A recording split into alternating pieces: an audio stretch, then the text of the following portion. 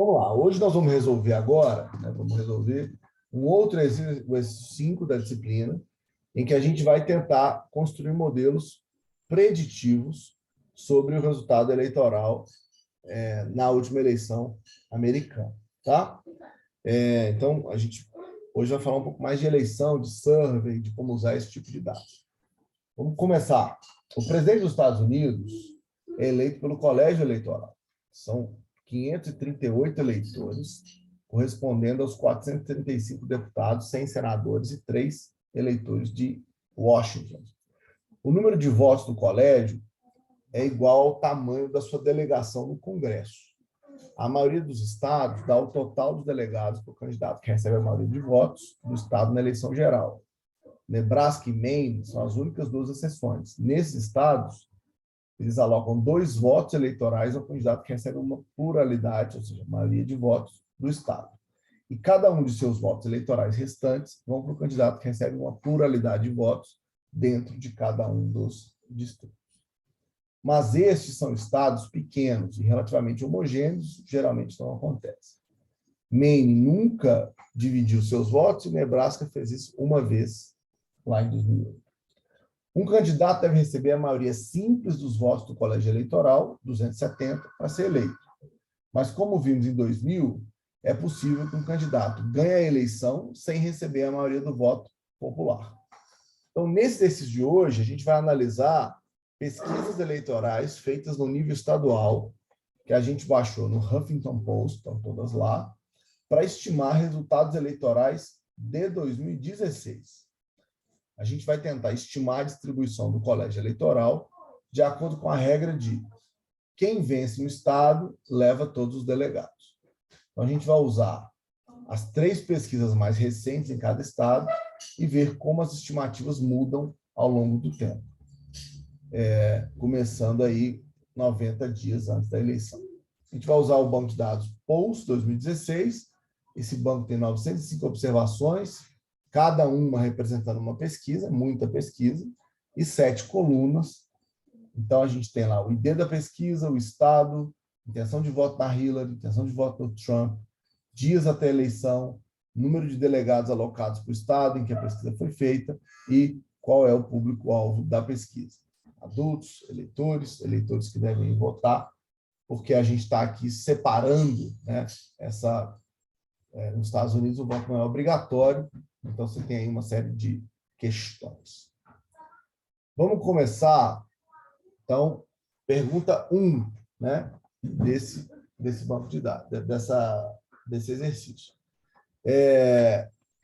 Primeira tarefa é a gente restringir os dados de pesquisa às 3 pesquisas mais recentes em cada estado e calcular a intenção de voto médio para cada candidato por estado. A gente quer, com isso, criar um gráfico mostrando intenção de voto, tanto para Clinton como para Trump, e a gente vai usar os dados para plotar esses resultados. Então, eu usei aí uma dica, né, que a lógica vocês têm que classificar esses dados usando sorting pela data das pesquisas para conseguir fazer esse ordenamento longitudinal ao longo do tempo. Se eu estou correto, acho que foi talvez isso aqui tenha sido o que mais gerou dúvida na turma nesse exercício, né? Acho que muita gente não conseguiu ainda usar essa ferramenta. Eu vou explicar um pouco do que está pensado aqui. Uma estratégia é a gente usar o looping, que a gente aprendeu na aula, para fazer esse ordenamento, tá? Então, vamos ver se a gente consegue, juntos aqui, entender o que está colocado, tá? Então, eu vou abrir um banco de dados, o Post 16. Eu vou pegar o nome de cada um dos estados, e aí vou usar essa função unique. Então, eu vou ter para cada, né, do banco de dados, quais são, né, cada um dos estados. E a gente, então, vai criar um repositório para colocar as estimativas de voto.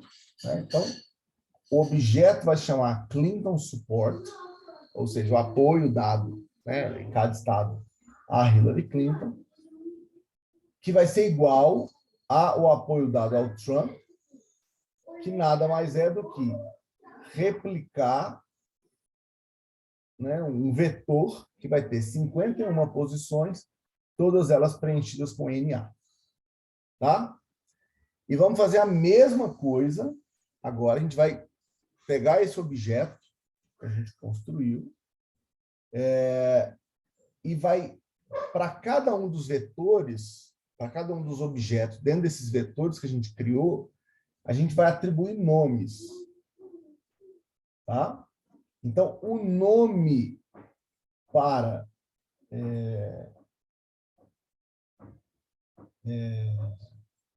o objeto, né, dentro, né, vamos pegar o objeto apoio ao Clinton e a gente vai dar nome a cada um desses objetos dentro desse vetor. O nome atribuído vai ser o nome de cada estado.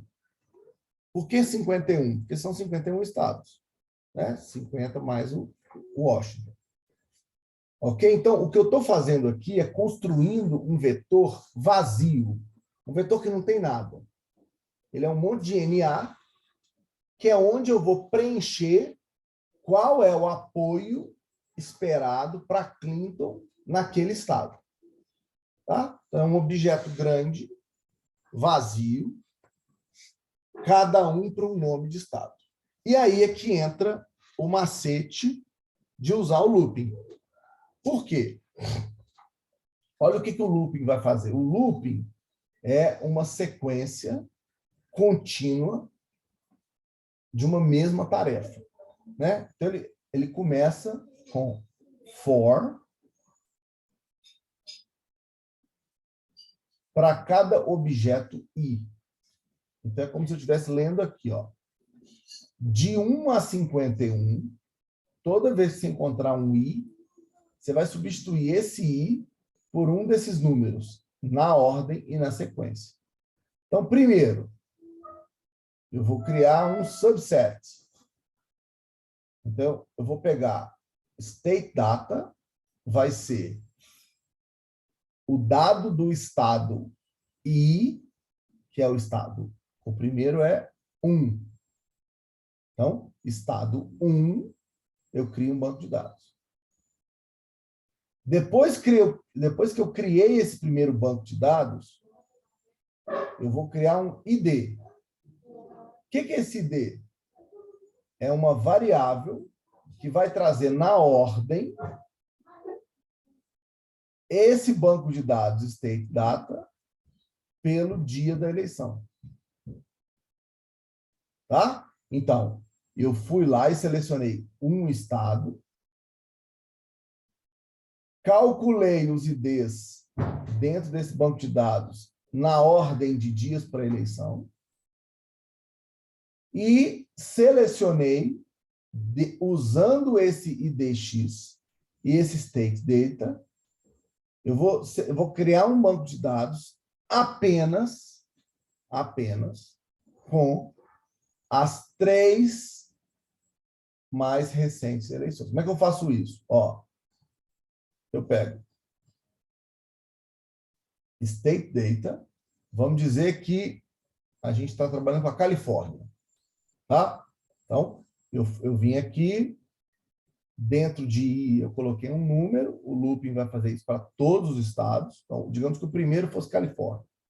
Fez lá um banco de dados da Califórnia, construiu um IDX que tem, né, é um ID para cada dia da eleição.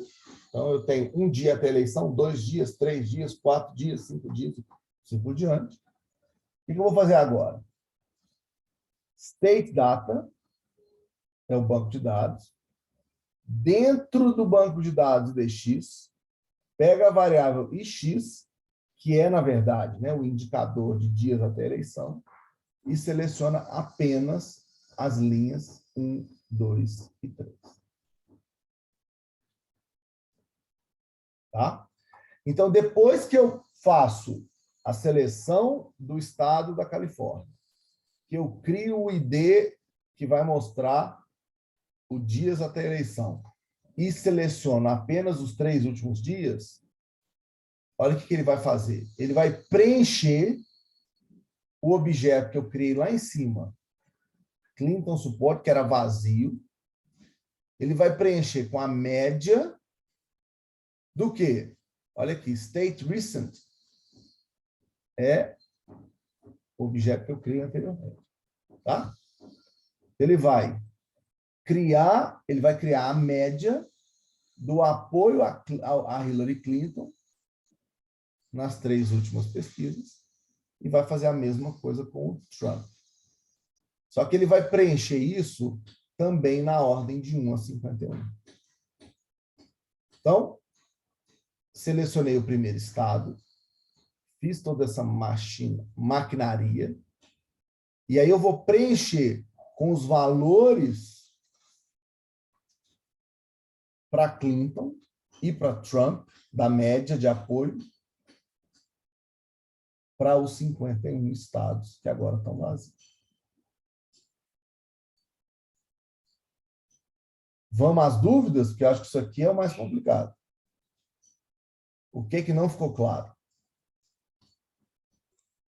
Professor, eu não entendi essa parte do quando você cria esse DX até o código do State Recent, porque eu queria que você explicasse o que esse index return faz na função sort, e depois o que ele cria, porque eu não entendi esse IDX variável x. Para responder isso, vamos mudar um pouquinho aqui e vamos direto lá no nosso banco de dados. Sabe por quê? Eu acho que isso vai ajudar a entender o que a gente está observando aqui dentro. Tá?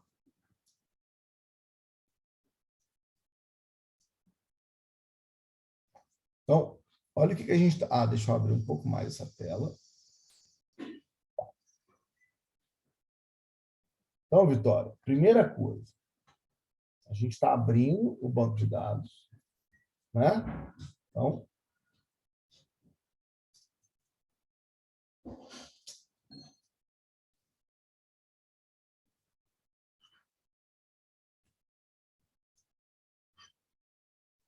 eu tenho aqui ó, o ID de cada pesquisa. A pesquisa foi feita no Texas. A Clinton tinha 38%, o Trump 41%. Essa é uma pesquisa feita 24 dias até a eleição. Tá? Essa 23, essa 23, 19, assim por diante. Então, o que a gente vai fazer primeiro? Eu vou criar um objeto chamado Clinton Support.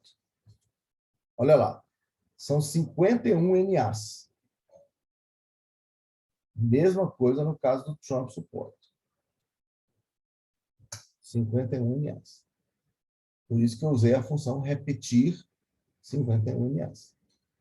Só que agora eu vou dar nomes para esses NAs, que são o quê? Os state names. Então, eu vou usar a função name. Tá? De modo que quando eu rodar Clinton Support de novo, olha lá, agora ele vai vir identificado. Ó. O primeiro é o Texas, depois é o Wyoming, por aí vai. Tá bom?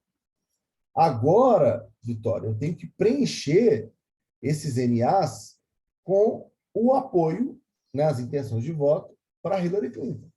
Como é que eu vou fazer isso? Então, a primeira coisa é fazer um subset. Eu tenho que fazer a mesma coisa 51 vezes, ok? Fazer a mesma coisa 51 vezes é muito chato, por isso que a gente vai usar um looping. Mas para construir o looping, a gente constrói etapa por etapa. Eu vou mostrar para vocês como. Então, o primeiro objeto é o state data. O que é o state data? É um subset do banco geral POS apenas para o primeiro estado. Então, vamos substituir I por 1. Vamos olhar o que é o state data agora? Olha lá.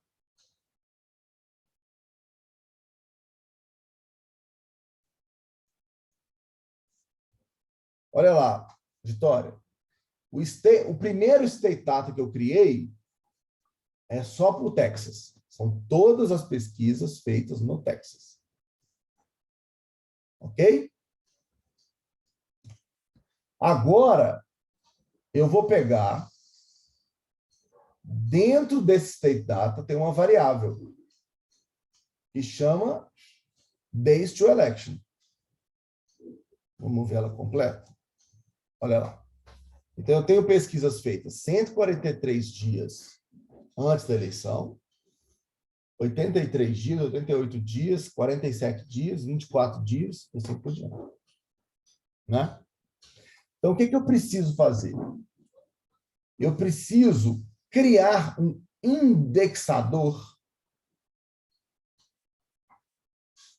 ordenado, porque aqui no banco de dados ele não está ordenado, tá? Que me dê a ordem concreta de quando as eleições foram feitas. Ou seja, qual é a primeira pesquisa feita, a segunda, a terceira, e assim por diante. Então, Vitória, eu podia simplesmente fazer o quê? Organizar esse dias to election. Mas eu quero mais do que isso. Eu quero criar um índice ordenado para essa variável. Olha o resultado.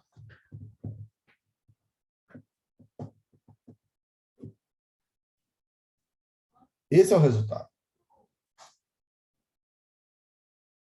Ou seja, 23, 24, 24, 29, 39, 40, 40. Agora está ordenado, não está?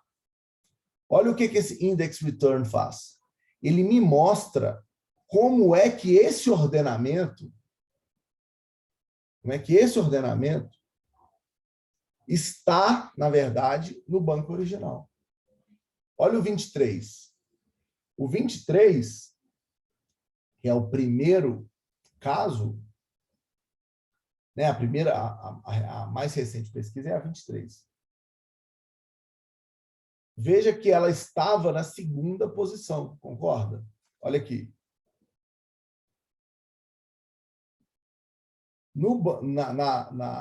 Na variável original, a mais recente pesquisa está na segunda posição do banco, e não na primeira. Então, ele organiza, mas ele cria um índice, olha o que ele fala. Primeira pesquisa, na verdade, é a segunda, e não a primeira. Enquanto que a primeira pesquisa que aparece é a segunda, em termos de ordem, de tempo. E assim por diante. Então, isso aqui, Vitória, é o segredo que vai permitir, quando a gente cria esse IDEX, que eu acabei de mostrar, olha o que a gente vai fazer.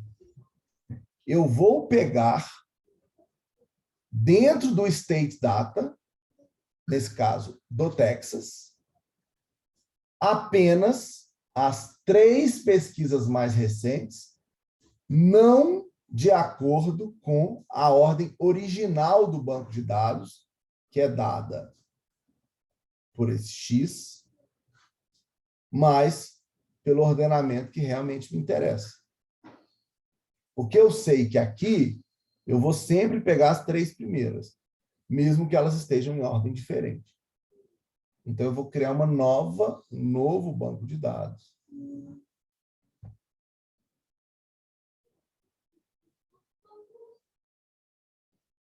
Olha lá. Com a pesquisa 23, 24, 24. Esse IX é um indicador criado pelo R para te dizer qual deveria ser, qual é a ordem real que está no banco de dados. E é a partir desse ordenamento que a gente vai captar as 3 primeiras pesquisas, que agora estão organizadas. Eu podia fazer isso aqui na mão, uma a uma. Mas é muito mais fácil colocar um i aqui dentro e fazer isso para o primeiro estado, para o segundo estado, para o terceiro estado, para o quarto estado, e assim por diante. E aí ir preenchendo esse vetor Clinton Support para cada um dos estados. Ficou mais claro, Vitória? Assim, mais ou menos. É, se você usasse só o sort, não colocasse o index return, o que que ia acontecer? Vamos tentar? Olha aí o que vai acontecer. Professor, Oi. só uma dúvida. Se eu quisesse, por exemplo, selecionar as 4 primeiras, e aí eu colocasse de 1 a 4, aí, tipo, ele não ia me dar 2, 1, 3, 5, ao invés das 4 primeiras? Olha só. Vamos uma pergunta de cada vez. O meu banco de dados do Texas é esse aqui, State Data. Tá? Então, state.data. Então, essas são as minhas pesquisas. Tá bom? Beleza? Eu quero as 3 mais recentes. Sort, State Data, Days to Election. Olha lá, Vitória, ele organizou direitinho para mim a variável, né? Usando o ordenamento normal. Mas como é que eu uso agora esse ordenamento para selecionar as linhas do banco de dados que eu quero para construir o que me interessa? Eu não sei, só usando sort, Vitória, qual é a linha que corresponde às 3 primeiras pesquisas. Eu não sei se ela está na primeira, se ela estava na 8ª linha, se ela estava na 10ª. Eu não sei. Vamos fazer um exemplo talvez mais complicado? Ó. Vou colocar aqui 10. Vamos pegar outro estado.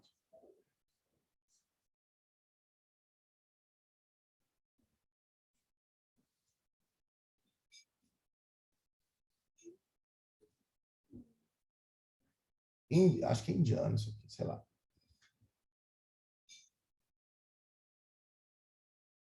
Ó, 23, 29,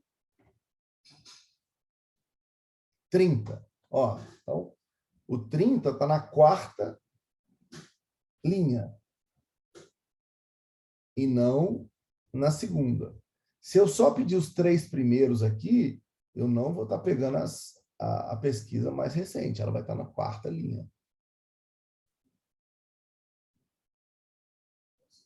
Entendeu?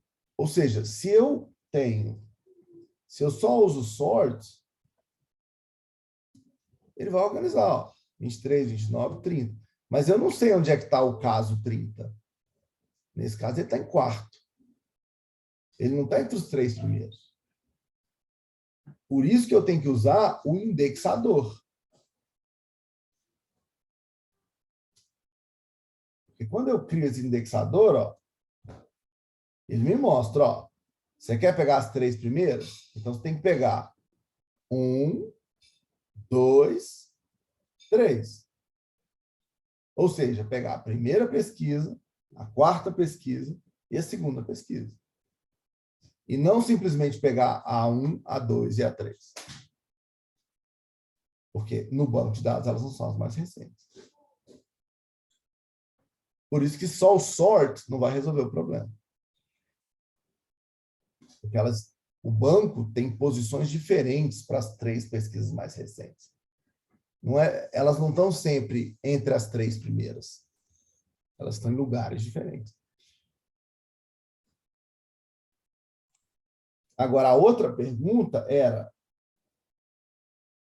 mas como é que era? E se eu usar...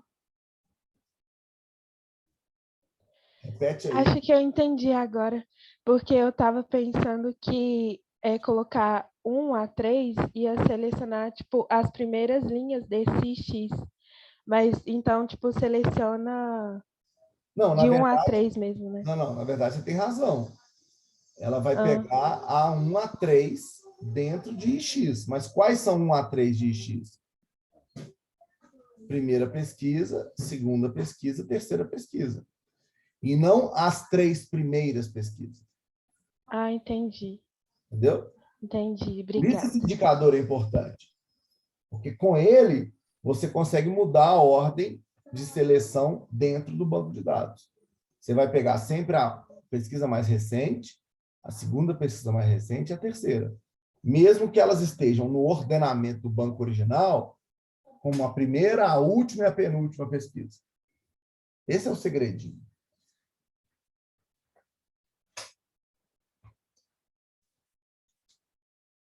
Esse é o segredinho. Agora, vocês podiam também fazer manualmente. Abrir estado por estado e falar, eu quero a primeira linha, a terceira linha e a quarta linha. Só que aí tem que ser manual. Aí, nesse caso, eu ia ter que fazer state.data.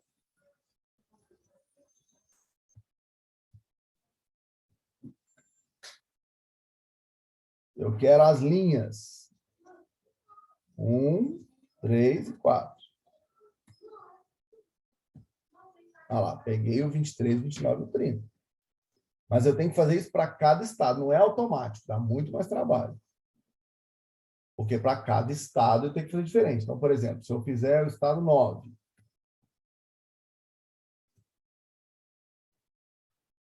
né? Então,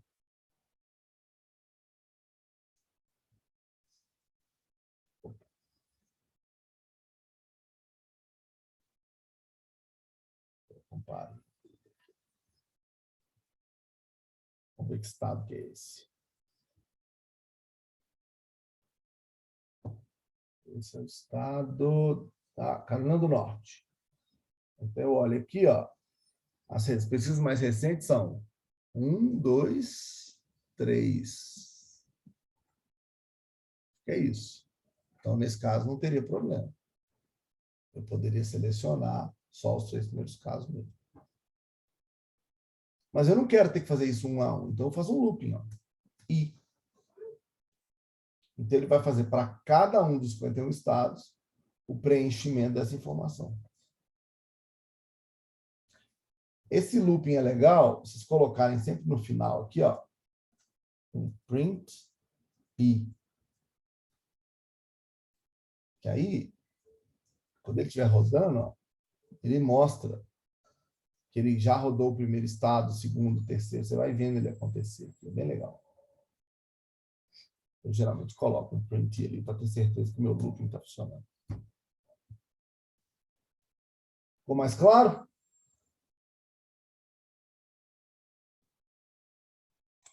Ficou. Espero que sim. Sim. Pode falar. Oi, Vitória. Você ia falar alguma coisa? Não, eu falei que ficou claro. Então, tá. Então, o que a gente vai fazer?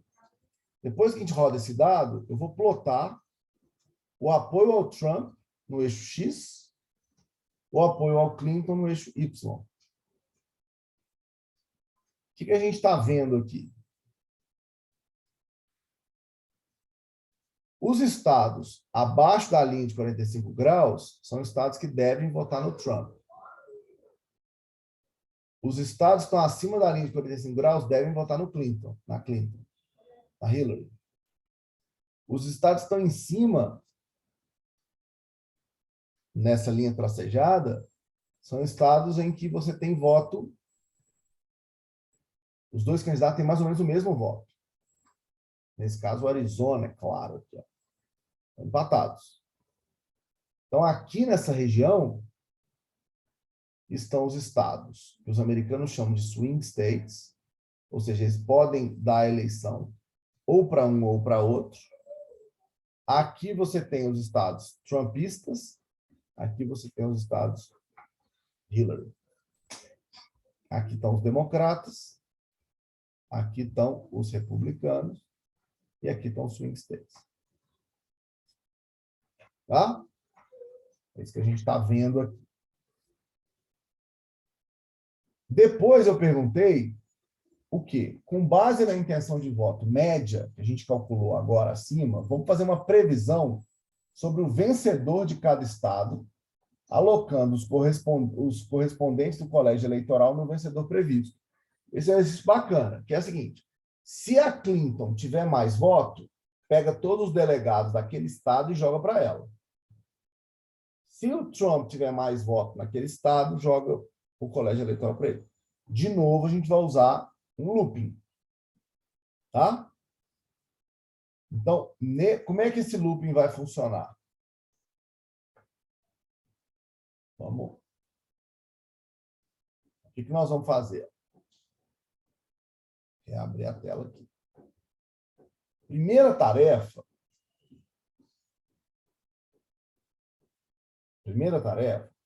vai ser construir essa variável electoral votes para cada estado. O que essa variável faz? Eu vou calcular a média, que está aqui, dos electoral votes para cada estado.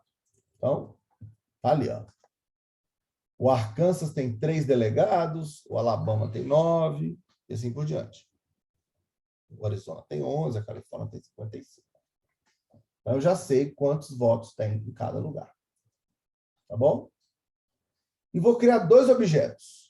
Um objeto Clinton, um objeto Trump, ambos começando com 0. O que isso aqui significa? Antes de eu rodar qualquer coisa, o Clinton tem 0 votos, a Clinton. E o Trump, 0 votos. Beleza? Então, vamos fazer nosso looping. Esse looping é um pouquinho mais complicado. Ele começa assim, ó. Vamos começar no primeiro estado. Então, se a intenção de voto para o Trump no estado I, no estado 1, for maior do que o apoio que a Clinton tem naquele mesmo estado, ou seja, se o Trump vai ganhar, então faz o seguinte: pega o número de votos que o Trump tem, que hoje é 0, e soma o quê? O número de delegados naquele estado específico, no primeiro estado. Tá? Então, o jeito de vocês entenderem isso aqui é fazer isso aqui, ó. 1.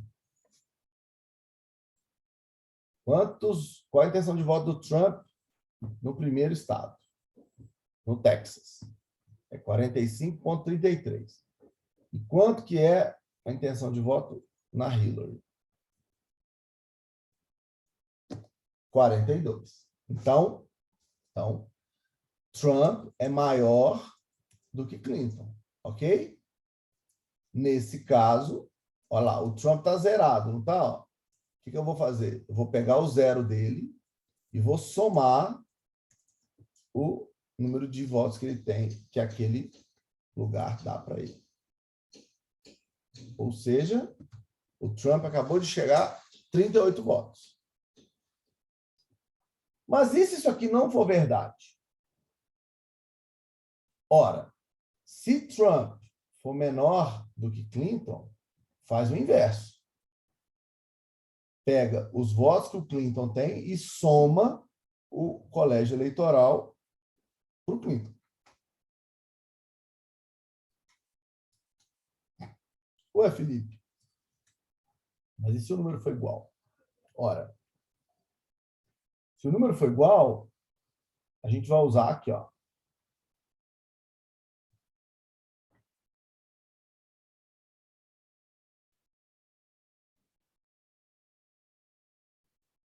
Se isso aqui for verdade, aplica-se isso.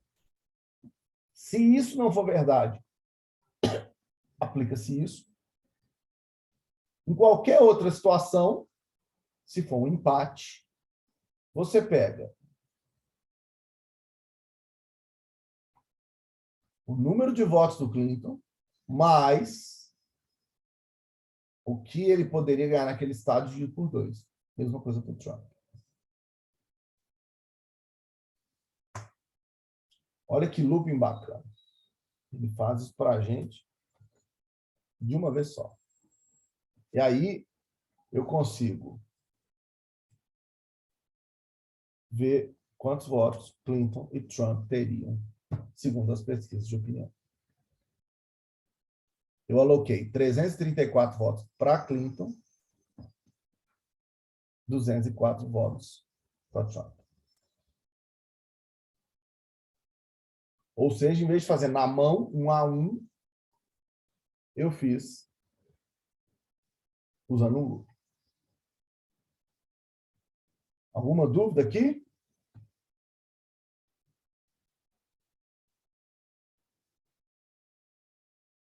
Esse é o jeito mais interessante de fazer. A gente podia fazer na mão, né? Sem o looping. Então, você faz os electrovolts, aí você soma os electrovolts em que Clinton é maior do que Trump. Depois você soma electrovolts em que Clinton é menor do que Trump.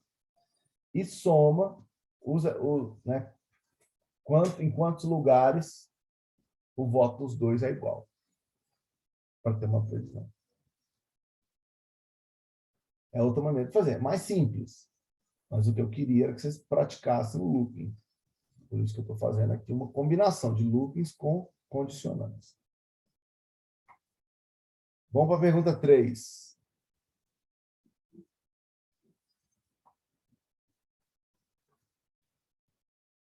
A gente pode examinar aqui como essas previsões podem ter sido diferentes se a gente tivesse usado apenas pesquisas baseadas no que os americanos chamam de likely voters. Tá? Então, ao invés de fazer o mesmo raciocínio para todo mundo, vamos só usar a pesquisa que já considera likely voter. Eu vou deixar para vocês aqui esse código, tá? Ele é bem mais complicado. Eu queria que vocês estudassem esse código. Né? E depois a gente pode tirar dúvidas em relação a ele. Eu estou construindo um looping para cada um dos estados, em que eu comparo só as pesquisas que têm esses likely voters agora. Tá? Então, eu vou calcular qual a votação que Clinton teria, que Trump teria, se só eu estivesse usando para cada um dos estados esses likely voters. Tá? O resultado é bem interessante. Ó. Se a gente usa só likely voter, o Trump tem mais votos estimados do que quando a gente usa todas as pesquisas. Ou seja, parece que se a gente estiver considerando quem vai votar, que é o que a gente está fazendo aqui, a chance do Trump ganhar é maior. Como depois a gente viu que de fato aconteceu. Né? E essa última pergunta, a gente vai examinar as previsões, como elas mudaram nas últimas semanas.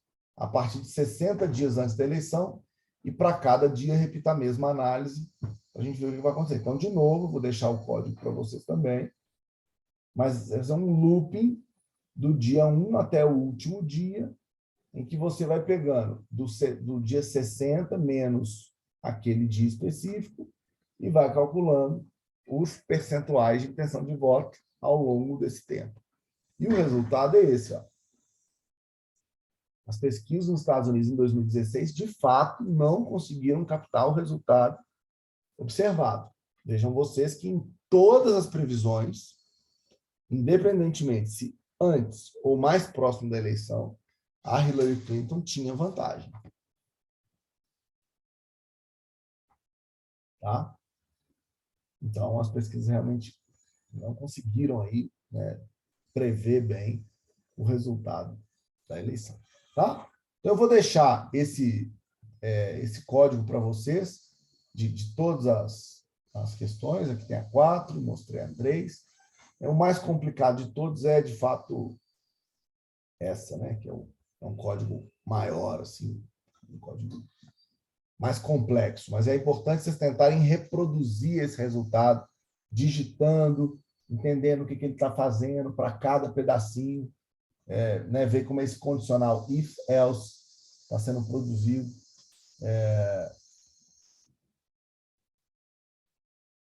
E, com isso, reproduzir o resultado global que a gente tem aqui nesse exercício. Tá bom? Eu vou disponibilizar essas gravações, então, para todo mundo.